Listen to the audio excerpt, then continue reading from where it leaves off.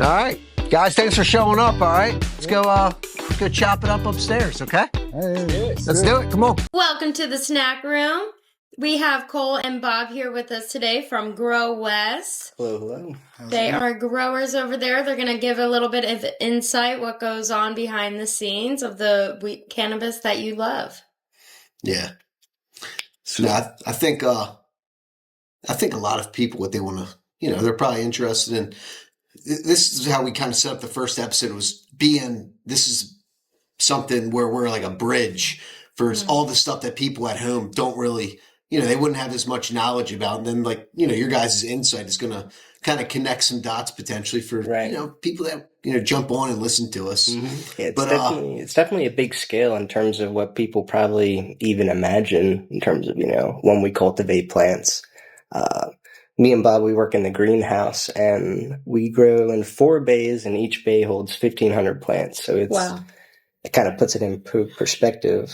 Yeah, because you guys, you just expanded. You went from, I forget the canopy space you're operating in just a couple of years ago versus canopy space now. But as far as actual size, just in terms of plant numbers, we've almost doubled. We've added an additional 6,000 plants in the greenhouse, and even with that number, we're still only utilizing 80% of that to grow plants in. We're using the 20% usually kind of as a drying space and storage, but hopefully in the long run we'll turn that into space as well. Yeah, as continuously growing and just being able to put out more. As far as everything you guys are growing, cutting down, actually producing and using something into the market.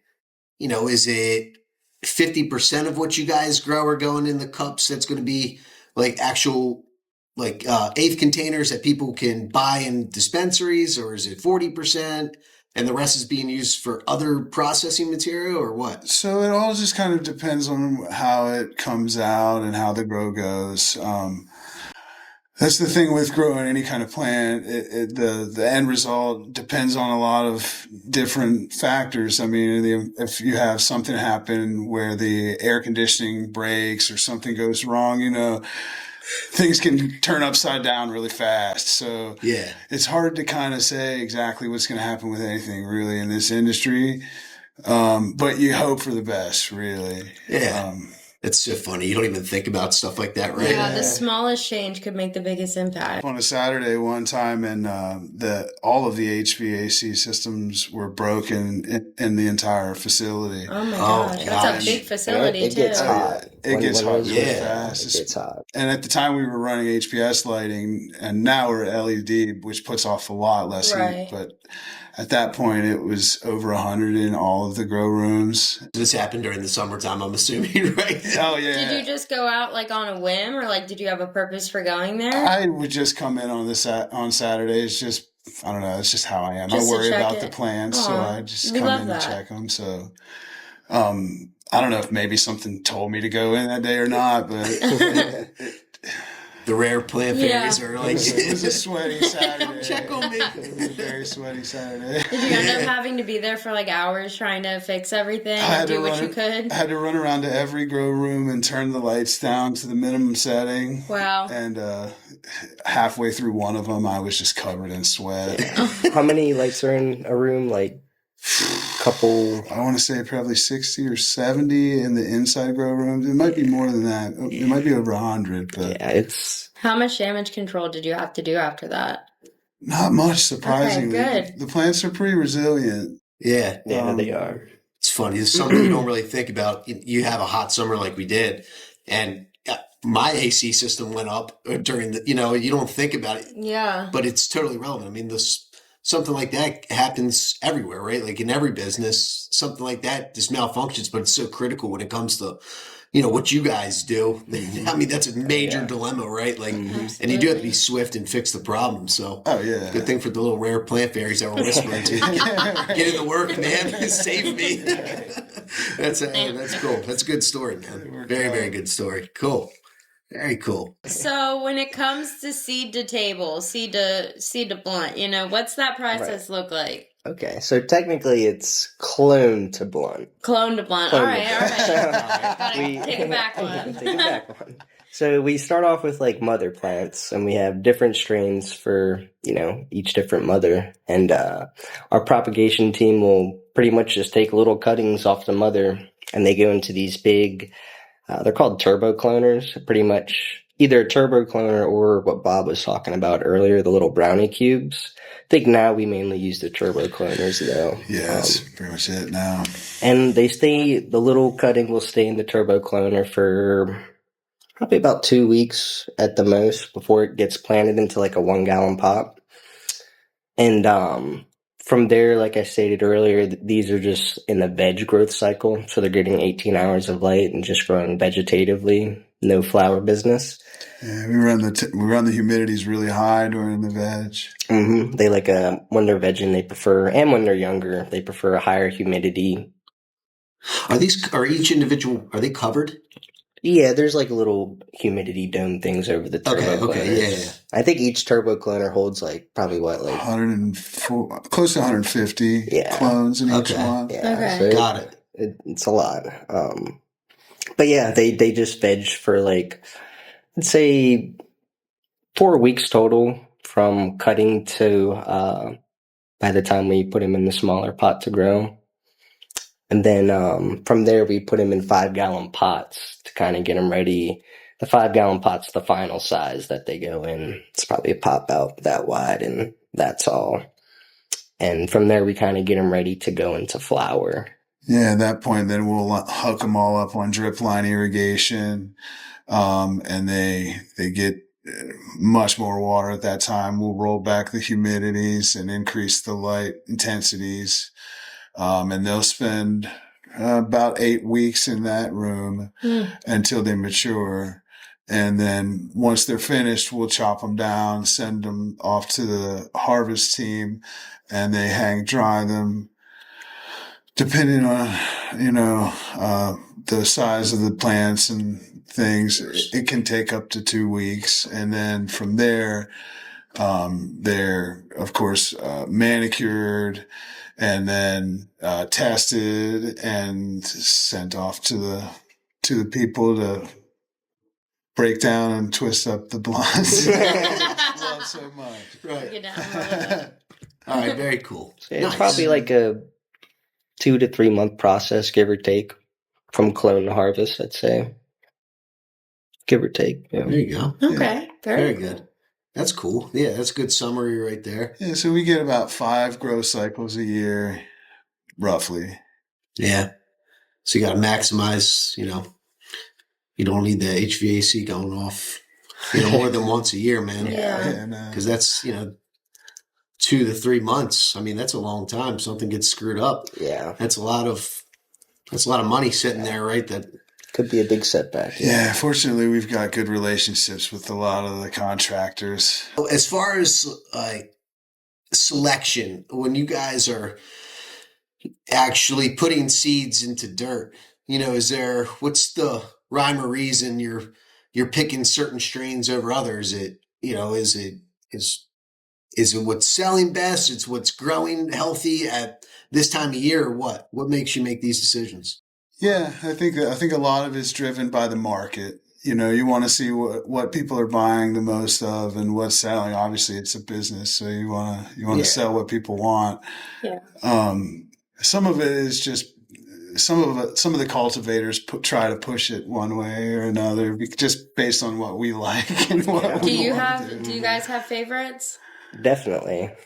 Silver Cloud's one of the newer ones that we grow. It checks a lot of the boxes in terms of good cannabis, in my opinion. Yeah, we've got a new one out, Twin Peaks now. It's really good. It's a good balanced 50-50 hybrid, I think. And those strains are very easy growing in terms of just like, you don't have to like defoliate the leaves off of them much. They just kind of do their own thing. You got to do minimal, like obviously get them water and nutrients and, a nice environment. But in terms of it being a nice growing cultivar, it's very nice. Because we do have some strains like Cambo Thai that like I was just going to mention that one. I love that one.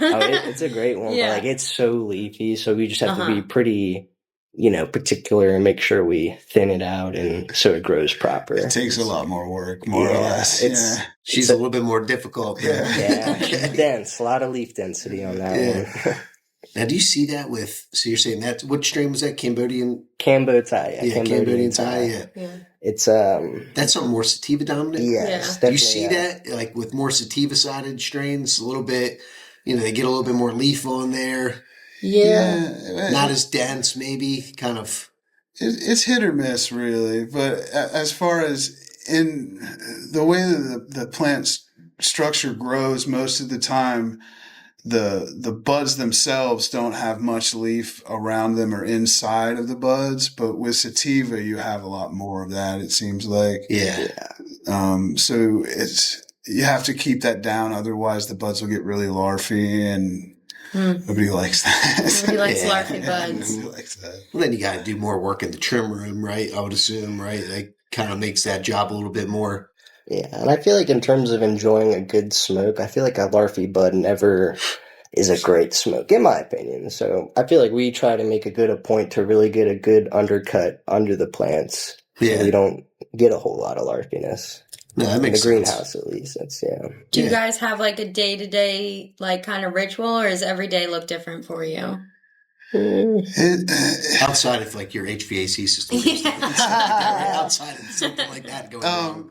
Every day is kind of different, at least in the greenhouse. Yeah. This past year, we just started it in January last year, so it's been just over a year that it's been going. And it's still kind of under construction. We've got it about, I'd say, 80% of the way finished. But we do kind of have a routine. We come in every day and check the plants, see if they need water, and adjust the watering based on what they need. And then just kind of go through and check to see what needs done the most. I mean, that's kind of the name of the game in growing this many plants is kind of you have to address what's the most important task that needs done at the time. So it's a lot different than having a home grow, that's for sure. Yeah. It kind of works in stages too. Like obviously when we first get the plants, they're just clones from a mother. So we kind of take like about 3 weeks to up pot them and kind of baby them in smaller pots to get them ready to go into flower.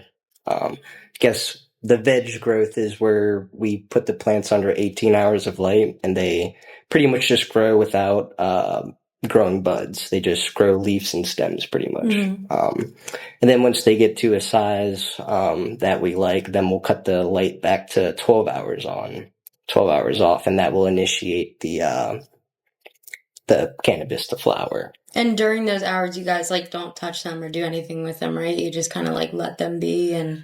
When the lights are off, you mean? Yeah. No, right. No one's even in there. So it's very important too when the lights are off. Cannabis is one of the most photosensitive plants in the world. So if you have any light while, it's nighttime, they can get stressed out and pretty much seed. And I get stressed out too. It happens. We all do. We all need a good night's rest. That's a good analogy. Gotcha. But yeah, I mean, nobody likes seeds in their weed if you're, I mean, some people may. At least from the greenhouse, our inside operations, they work in a kind of a segmented way. Their propagation department, they take clones, they root them in cloners, they up pot them, and they take care of them for probably about 4 weeks, and then they send them over to the cultivation department. They grow them through up to harvest and chop them down. Outside of the greenhouse, we get our clippings straight from clone. So we've just got a little root cube. I think they call them root riot cubes is what they call them. Okay. Right. But we just go from a cube into a pot, and then we grow it the whole way through. Oh, wow. So tell me if I'm wrong. Like at some point, you have if you have the same mother plant rolling, you keep pulling from the same mother plant. Like eventually, do you have to retire said mom plant. It's- Yeah, it happens eventually, right? Yeah. Yeah, there's debates on that. There's people on both sides of the camp, and that's true on a lot of things in the cannabis growing. But most people tend to believe that yes, there's some sort of genetic degradation after a period of time. So it's advised that you take one of the clones and then grow it up to a mother and turn that into the new mother. Gotcha. And that's something that we do. Right. But we're also doing what is it? Tissue culture. Tissue culture. Yeah, we're also Oh, wow. A lot of people are going towards that. It seems like. yeah. It's definitely the way to go in terms of getting like a virus free, like just a clean line, Right. for getting a solid mother. That makes sense. What does something like that entail? You pretty much, it involves taking the smallest cell of the plant, if you will. It's called a meristem. It's like it's pretty much where like cellular division happens, and it's pretty meticulous, I guess, to get that. Like you have to use like tweezers and like pinch it off of the plant node, if you will. Wow. And then you put it in like a petri dish, and like a agar film, and I believe it takes like 3 months for it to actually root. Because it has to develop everything that's selling them. Right. And it's pretty. I think we have it down to a pretty good science. Tessa's in charge of that.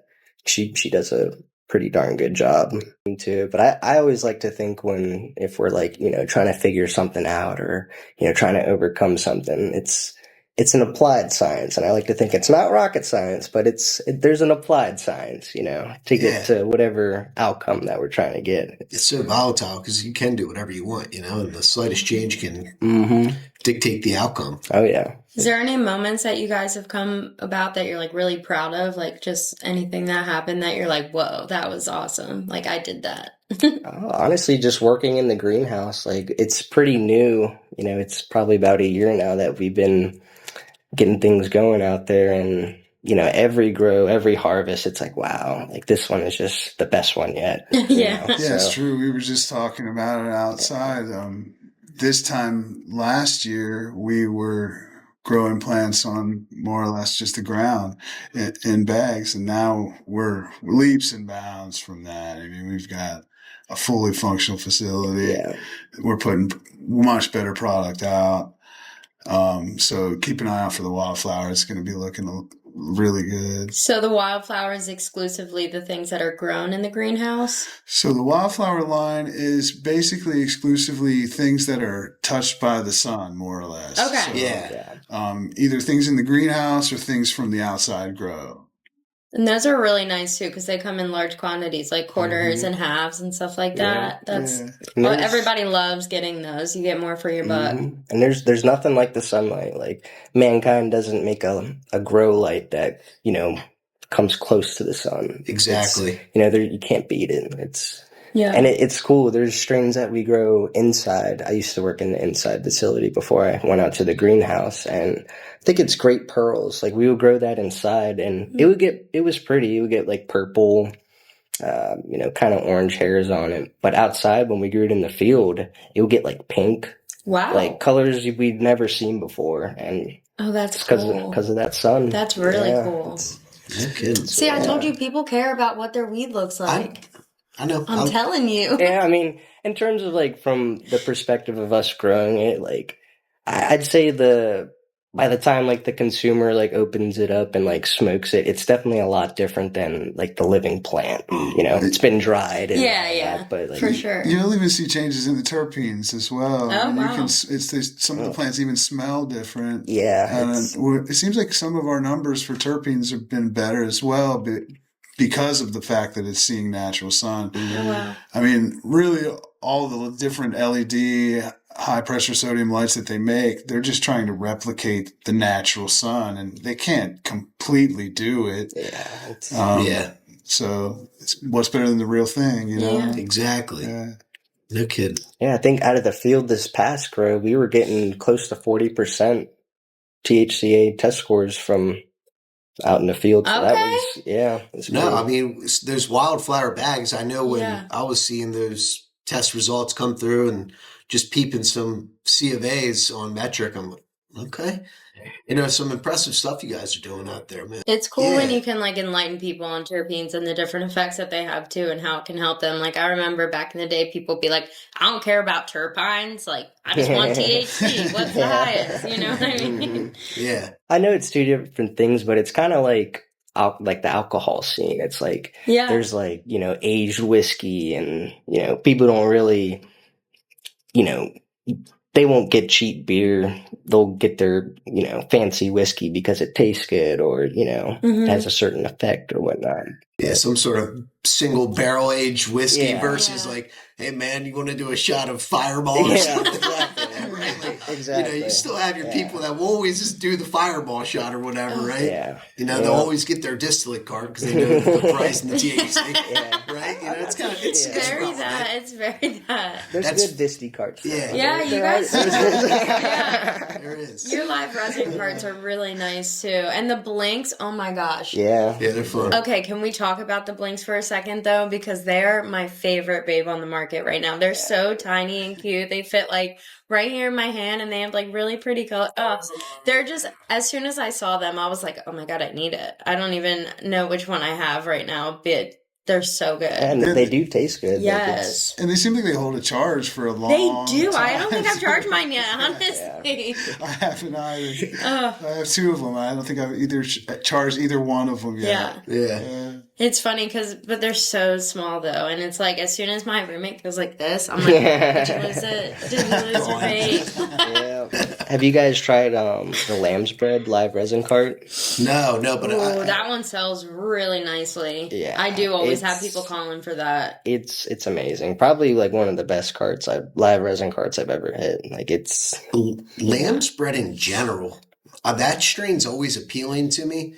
I think Kyle kind of convinced me to get it, but I think that we had a batch in here, flour, not the LR card or anything like that, but it was a batch of lamb's bread that was only at 15% THCA, right?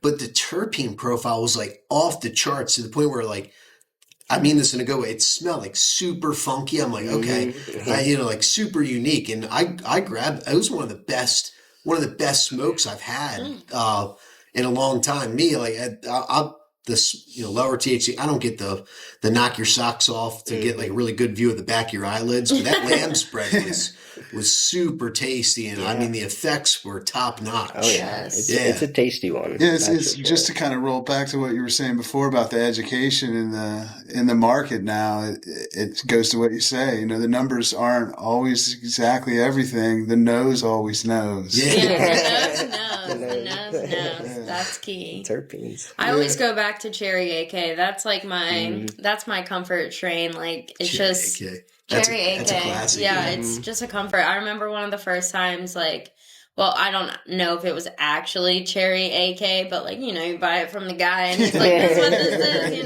is, And I was like, I was smoking it and I was just so happy. And I was like, this is so good. I love this. Like everything was fun, funny, like having a great time. So like when I started working in the industry and it got reintroduced to me in that way, I was like, ooh, and it just took me right back. So maybe that guy wasn't just being a guy and being like, this is what this is. I think it was that. And it's just one of That's cool. Yeah. Just one of those comfort strains. I think our breeding team, maybe it's propagation that's doing it. I think they did a cross of Buckeye Purple and Cherry AK to make buckshot. So you have to be on the lookout for that. So they show up pretty quick. Good. I remember when we did the tour there, Andrew was saying how Grow West specifically picked Cumberland because it used to be like a big tire factory where you guys are. And when they shut that down, a lot of people, didn't have jobs. And so they were outsourcing and having to leave Cumberland to go to work. So putting Grow West there at that facility in Cumberland made a lot of jobs for people. And now you guys have the Grow West. So, you guys have the greenhouse. You guys have the greenhouse now. So how many more employees do you have? Like, I know he was saying you might get like 150 more with that, or Now, in addition to what we've had before, outside of the greenhouse now, just on the cultivation side, there's probably close to 20 people. And then there's an additional harvest side as well, which I think has about the same amount. So it's probably up to about 40 or so at this point. oh, Yeah. But it keeps getting more and more every grow. So Yeah, it sounded like being involved in the community and, you know, a lot of the local folks out there working with you guys. It sounded like that was a big part of Grow West's mission is, you know, making sure that you guys are, you know, you guys give out good salaries there and things like that. So it sounds like that from the top down, you know, they're executing pretty well. Oh yeah. Yeah. I think, and that's kind of what their company name is behind, like Grow Western Maryland. Yeah. oh, Yeah, man. oh my gosh, I Yeah. love that. for the most part, a lot of big industries come in and then they tend to just leave. You know, then nobody sticks around very much. So it's good to see one come in and hang around for a Are while. you guys born and raised out there, both of you? Or I am. I was been there my whole life. I Yeah. moved around a little bit. I was in Delaware and Virginia, but Cole's from Southern Maryland. Yeah, I'm from Southern Maryland, probably Oh, like wow. an hour south of here. Okay. Like Solomon's Island area. Yeah. Wow. Yeah, so that's where I'm from. I went to school at WU, and then me and my girlfriend moved to the Cumberland area, and then I landed a job at Grow West. So Nice. Okay, I've very been there cool. since. Good. So yeah. I think it's cool. The best part, you know, working at Grow West is you get to see so many different strains and their different unique features that they have to offer. You just really, you know, see such a variety of strains, and I've never really seen that anywhere else in my life in terms of, you know, cannabis. Yeah. So Yeah, most people generally have a home grow with maybe you can have 4 plants, you know, 2 to 4 plants, you know, whatever you can fit in whatever area you have. And it's not 6,000 and it's not multiple different strains. It's all usually the same strain, maybe 2 different strains. But for us, we have more plants than we'll ever even finish growing. We cull a lot of plants. So lots of times we have extras, and historically, I mean, years before Cole started, even we would take extra plants and we would just do experiments with them, and we would feed them all different concoctions we brewed to see what would happen to them and figure out what happens when you do this stuff. Yeah, that's got to be where you're allowed to get creative as a grower. I mean, that's got to be definitely where you get to dig in and have some fun with it. That's my favorite part. What was like the craziest thing that happened from that? Oh, there was a lot of deaths. That was the craziest part. Yeah. Whoops. I think one plant, we had just got a soda fountain, and I think one guy fed his plant Coca-Cola. I was literally going to ask if you guys put... Okay, I was literally going to ask if you did soda, but I was like, no, Cheyenne, that's stupid. Like, they wouldn't do that. That's so funny. Oh, it was done, for sure.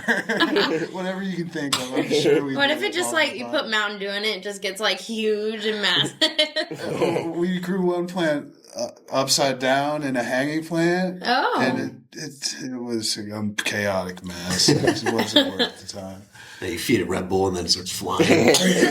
Red Bull gives It you gives you wings and then it flies away. No, I'm sure people at home, like, that's exactly the type of stuff. Like, man, what would happen if you added soda too? Oh my gosh. My dad, I'll never forget. He had a seed. He was so excited. He went out back and like put it in this big pot. And I mean, he has a little bit of knowledge, but I wouldn't say he knows what he's doing completely.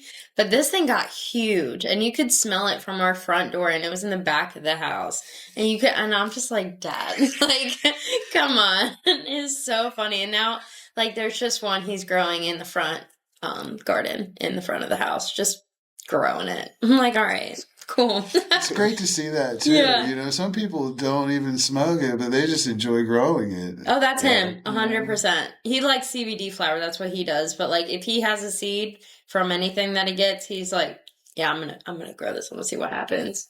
Yeah. He was like drying it out in his garage, like with all of his tools. Like, he's just like hanging there. I'm like, Cool, Dad. It's good. Now you are allowed to have homegrown stuff like that. But I think we were talking about, getting this thing right, or if you have something start seeding too early. I remember 2019, if you found a seed in one of your cups or jars that you bought at the dispensary, you almost felt like some people would be upset by it, but then other people thought that they hit the jackpot, right? I still probably have a stack of what I would always do is I would just keep the seed back in that container. That way I could remember what it was from. Otherwise, I'd have no idea. No, don't put it in the seed jar because you don't know what it is. So I've got a bunch of jars. I knew someone who found, they were cleaning out their relative's house and found a jar of seeds of all different variations. Like they all look different. And he's just like, here, figure it out. See what happens. Like, yeah, when my dad passed, we found like pill bottles full of seeds. And oh, wow. my dad, I grew up in the industry around it my whole life. Yeah. Have you planted any of those? I haven't, actually. That's funny that you asked that. Maybe that's something I should pursue this year. Yeah. See, called dad weed. Yeah. It'd be interesting to see what they come out like. Yeah, I love that. So before coming into Grow West, how did you get into cannabis? What gave you the passion to pursue something like that? And what advice can you give people that are trying to do it on their own? So I pursued cannabis because I've just always loved plants. I mean, it's always intrigued me how the reason we can breathe oxygen is because there's plants on Earth. That just blows my mind. I mean, I don't know why, but so so I ended up going to school to study plants. I got a bachelor's in ag science and majoring in horticulture. And then from there I kind of experimented with weed, I guess you could say, even before that, and kind of realized that wow, this is like a true medicine, and having the opportunity to grow it for, patients that actually need it that would be awesome. Yeah. So, I kind of knew I wanted to get into the cannabis industry at that point. In terms of having experience prior with cannabis itself, there was some. I mean, there was a room in the greenhouse at school where they did experiments on CBD, like hemp. Oh, okay. It wasn't THCA cannabis, but it was, still the cannabis plant. Yeah. Yeah. So yeah, some experience before Grow West, but nothing too crazy. Like I was saying, it's definitely a lot different than doing a home grow, but it's kind of the same principles in terms of doing a home grow, a lot of the same principles. You got to have, in terms of getting a decently, solid, dense bud and a decent yield, lighting is probably a key, aspect of that.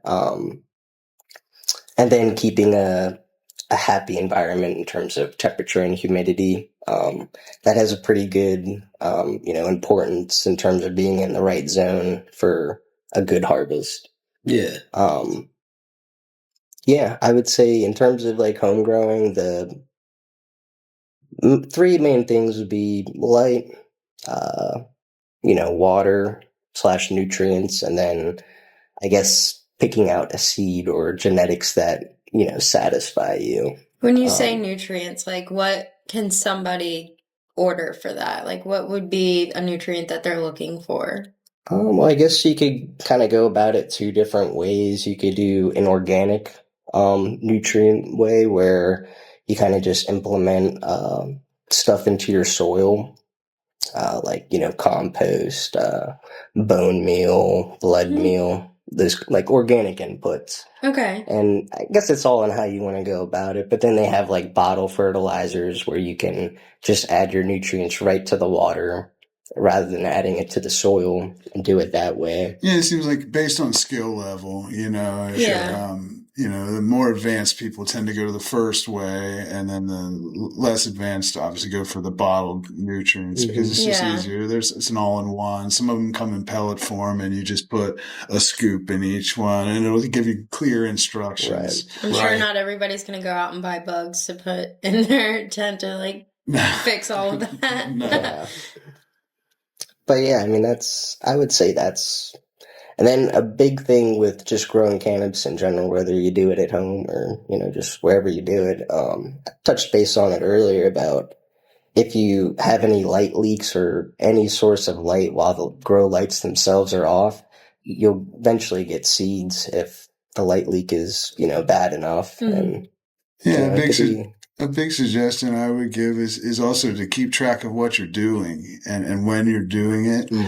And then you can kind of base what you're going to do off of that and say, well, this is what I did and when I did it, and these were the results from that. Were they positive or negative? And if they're negative, then you need to change what that is. And it's just like, it's kind of a big science experiment, but the plants can take a lot. So don't be afraid to push them to the extremes, and see what you can do, because you'd be surprised. You can. Yeah.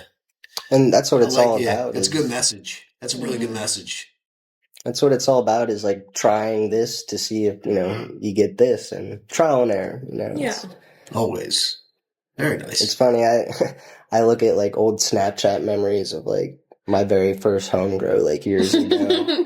And, that was like probably 7 years ago. And, looking at the home grow stuff now I grow, it's come a long way. Yeah. It's about, trial and error though. Yeah, my introduction to the industry was completely different. He went from like the school scientific approach. I kind of grew up in the industry. I was thrust into it by my father, who was growing in the basement my whole life. And it was just something that happened around. And so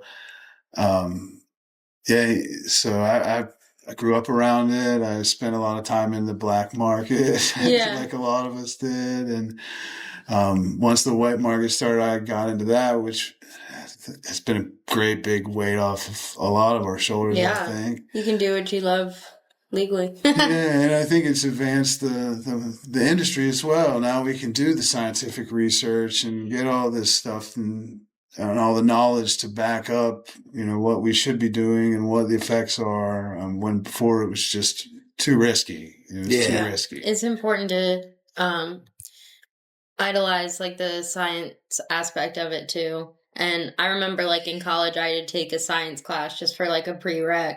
And I was like, oh, botany, plants, that's easy. And then I was in the class and I was like, oh, this is like real science. And it was hard. Like, it takes a lot of knowledge. You don't realize how much actually goes into it. You're just like, well, I was just like, oh, plants, that's easy. That's fun. It's fun. It's not easy. It's a lot of work. Yeah. A lot that goes into it. It's pretty interesting. Something that I always think about is there's like a lot of stuff that plants do that we don't know how they do it or why they do it. It's like out of our realm of understanding. It's like when mushrooms communicate with each other from across the world. That's crazy to me. But I love that. I think it's so cool. Mother Nature. Yes. Yeah. They're constantly. It's not like they just, because though it's not on light cycle right now, the lights are off. It's not like these things are just in there doing nothing. You know what I mean? Yeah. It's a constant thing. That's why, you guys, I'm sure, always have something to do while you're there. They're constantly growing. Kyle, he's always got something, because you guys it's always growing. He's always got something to sell. Mm-hmm. We're always looking to buy, man. It's so constant, though. Yeah, it's like when I have people come up to me and they're like, why haven't you had this strain in a while? And I just smile and I look at them. I say, well, it's a plant. So we have to, you just got to wait on it. It's coming. It's growing. Mm-hmm. So what do you guys got going on right now? In the greenhouse, we have some afterburner, memberberry, Forum cookies crossed with Alien Dog Cherry. Some more Cambodian Thai crossed with Brotherhood of Eternal Love Skunk. Silver Clouds. Silver Clouds. We've got Fruity Pebbles OG crossed with Sourdough. Yeah, that's a solid one. Yeah, that's my favorite. Everybody loves that one. So good. Yes. Some Angus. That's a different one. Definitely worth trying if you haven't tried it. Angus. Awesome. It's got a different profile. Yeah, so we got some good stuff coming up. Be on the lookout for that. Mm-hmm. Thank you guys so much for taking the time to come out here today. I know it's not right around the corner or anything like that. Thanks for having me. It was a pleasure. Yeah. Love gaining knowledge and learning all of the things. It's awesome. Yeah. Oh, yeah. All right. Well, good luck out there, okay? Thanks, guys. Thanks for having us. Yeah, absolutely.